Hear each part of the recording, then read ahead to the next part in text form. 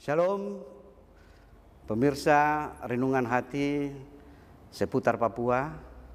Kita akan belajar kebenaran firman Tuhan di saat ini. Olehnya itu sebelumnya kita meminta pertolongan tuntunan Roh Kudus di dalam doa. Mari kita berdoa. Bapa yang baik, kami bersyukur oleh karena Engkau begitu mengasihi kami. Di saat ini kami akan membaca bahkan belajar akan kebenaran firman-Mu. Kuasai kami dan biarlah setiap mereka yang mendengar akan diberkati oleh kebenaran firman ini. Urapilah hamba-Mu sehingga apapun yang hamba sampaikan akan memberkati semua yang mendengar. Di dalam nama Tuhan Yesus kami akan belajar firman Tuhan. Amin.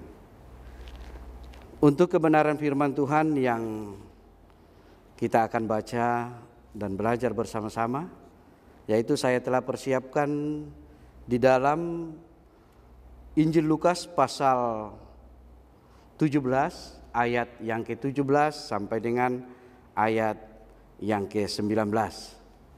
Firman Tuhan berbunyi oleh Lembaga Alkitab Indonesia memberikan judul ke-10 orang kusta. Di ayat yang ke-17 dikatakan, lalu Yesus berkata, bukankah ke-10 orang tadi semuanya telah menjadi tahir? Di manakah yang 9 orang itu? Tidak adakah di antara mereka yang kembali untuk memuliakan Allah selain daripada orang asing ini?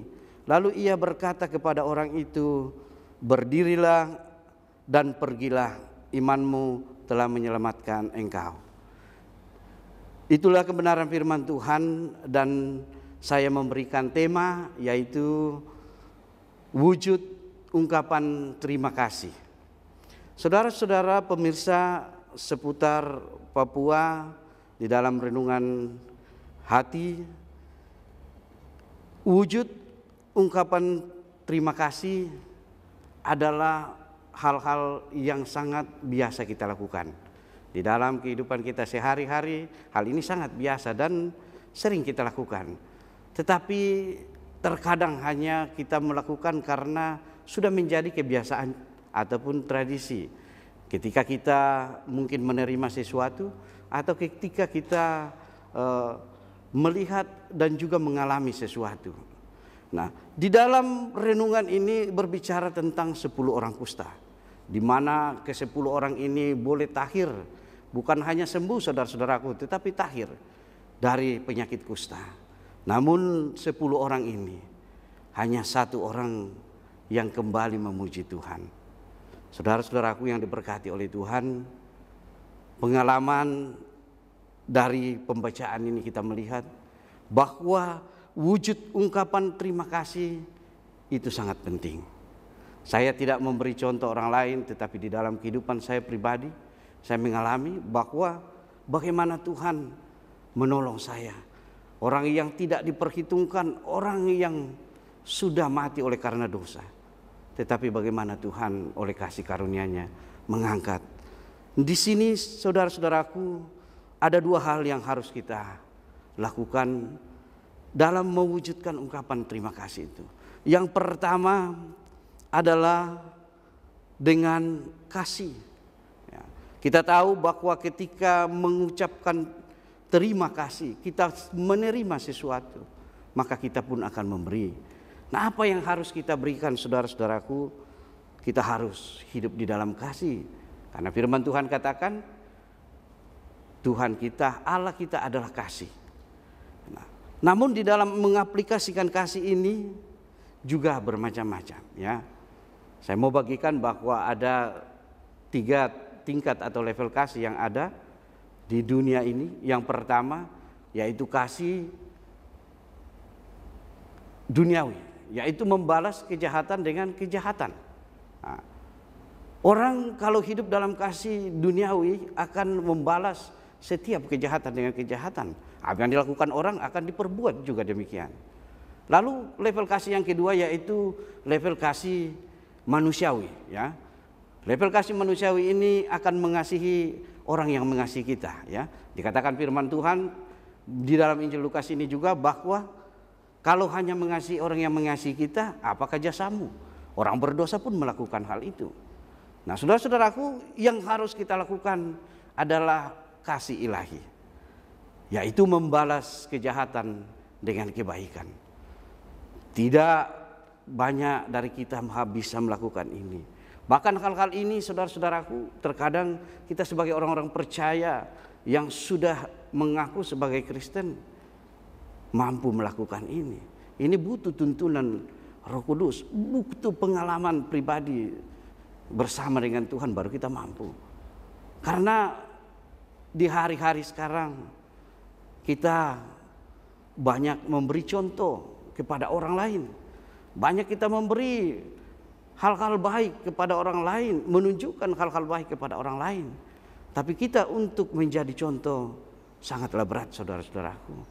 Terkadang kita mengatakan bahwa kasihilah musuhmu, bahkan berbuat baiklah bagi orang yang menganiaya engkau. Saudara-saudaraku, memang berat. Tetapi itulah yang harus ditunjukkan oleh Tuhan. Bagaimana kita harus mengasihi dengan tingkat level kasih ilahi, yaitu terus berbuat baik. Walaupun kita dihina, walaupun kita dicaci maki, walaupun kita hidup di dalam berbagai tekanan. Tetapi terus kita harus dengan mengasihi dengan kasih ilahi. Karena dengan kasih itu kita akan memiliki damai sejahtera. Suatu hal yang saya boleh alami di dalam pelayanan selama ini sebelum saya mengenal Tuhan lebih dekat, bahwa saya mudah emosi, saya mudah tersinggung, bahkan sering mengalami sakit hati, minder. Tetapi ketika saya dipulihkan Tuhan, saya selalu menyikapi semua hal menjadi positif. Dan saya yakin dan percaya di balik semua yang Tuhan buat dalam hidup saya, baik pun juga di kehidupan pemirsa sekalian, ada rencana Tuhan yang terbaik. Yang kedua, yaitu sadar, memiliki kesadarannya. Saudara-saudaraku, banyak orang bisa melakukan sesuatu hal. Mungkin orang bisa memulai dengan disiplin, tetapi tingkat disiplin belumlah pas untuk kita melakukan suatu tugas tanggung jawab panggilan Tuhan. Kita dipulihkan, kita boleh diangkat Tuhan. Namun satu hal yang kita harus pegang, yaitu sadar, memiliki kesadaran. Kita harus sadar bahwa Tuhan membutuhkan kita. Saudara-saudaraku, kalau kita sadar bahwa Tuhan membutuhkan kita, maka kita yakin dan percaya bahwa kita tahu standar Tuhan seperti apa. Mungkin saudara-saudaraku, kalau kita yang berkata bahwa kita membutuhkan Tuhan, maka ketika kita merindukan sesuatu, mungkin kita meminta sesuatu, Tuhan langsung memberikan. Bisa saja kita meninggalkan Tuhan. Tetapi ketika kita sadar bahwa Tuhan membutuhkan kita, maka kapanpun, dimanapun, kita akan selalu ada buat Tuhan. Kita tahu standar Tuhan adalah standar bagaimana kita harus selalu hidup di dalam kekudusan, kita hidup di dalam kasih, kita hidup di dalam berbagai hal-hal seturut dengan kehendaknya. Olehnya itu saudara-saudaraku yang dikasihi oleh Tuhan, ketika kita sudah dipulihkan Tuhan, sebagaimana orang kusta ini, jikalau 10 orang sudah ditahirkan, maka cuma 1 orang yang dapat kembali. Wujud ungkapan terima kasih hanya dilakukan oleh 1 orang ini. Olehnya itu saudara-saudaraku, kita hidup di dunia ini hanyalah terbatas waktunya. Kita hidup di dunia ini hanya sementara. Tempat ini adalah bagian di mana kita harus menabur. Di tempat ini, di dunia ini, kita harus membuat, merancang rumah kita di masa depan, yaitu di sorga. Pertanyaan bagi kita saudara-saudaraku, bahwa ketika kita sadar bahwa Tuhan butuh kita, maka mari kita lakukan tugas tanggung jawab kita. Kata firman Tuhan bahwa pergilah dan jadikanlah semua bangsa murid. Tugas tanggung jawab kita adalah memberitakan kebenaran firman Tuhan, memberitakan keselamatan di seluruh bumi, supaya jiwa-jiwa yang ada mendapat keselamatan. Karena hanya di dalam Yesus ada keselamatan. Hanya di dalam Yesus ada hidup yang kekal. Akhir dari kematian kita di dunia ini bukanlah segala-galanya, tetapi itu merupakan awal dari segala-galanya. Olehnya itu saudara-saudaraku, dengan apa kita membalas segala kebaikan Tuhan? Mungkin kita tidak memiliki harta yang banyak, tetapi kita memiliki waktu, saudara-saudaraku. Mungkin kita tidak memiliki waktu, tetapi kita bisa memberi spirit bagi orang lain. Banyak hal yang bisa kita lakukan. Bisa dengan kita memberikan hidup kita menjadi suratan yang terbaca di sepanjang hidup ini.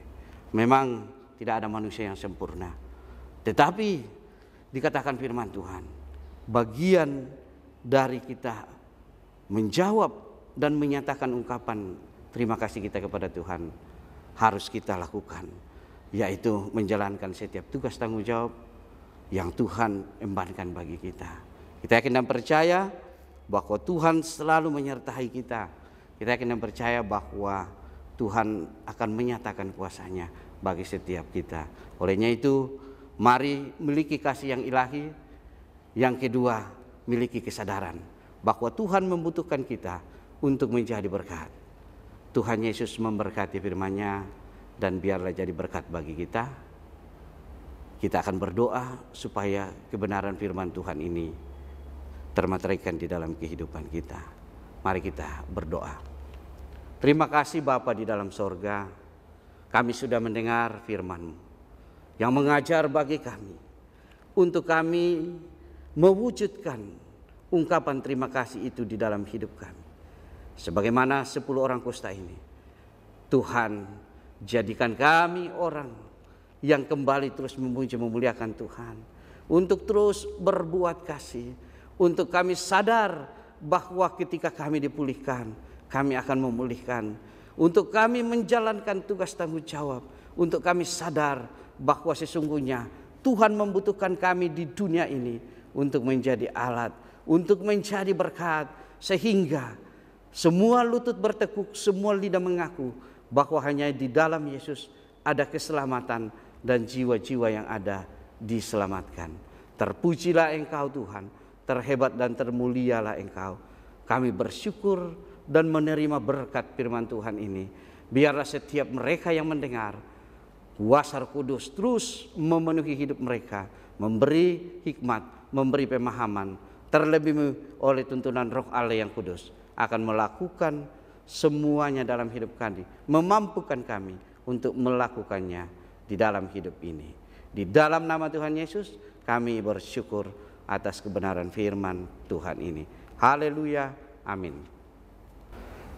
Pemirsa yang diberkati Tuhan, demikianlah renungan kasih yang saya boleh sampaikan, dan saya yakin dan percaya akan menjadi motivasi bagi kita untuk terus merenungkan firman Tuhan ini, terlebih selalu meminta tuntunan kuasa Roh Kudus untuk memampukan kita melakukannya. Kita akan jadi berkat, dan saya mau katakan bahwa kita akan menjadi berkat, kita akan menjadi alat Tuhan untuk memberitakan keselamatan dan kabar baik ini. Tuhan Yesus memberkati kita. Shalom.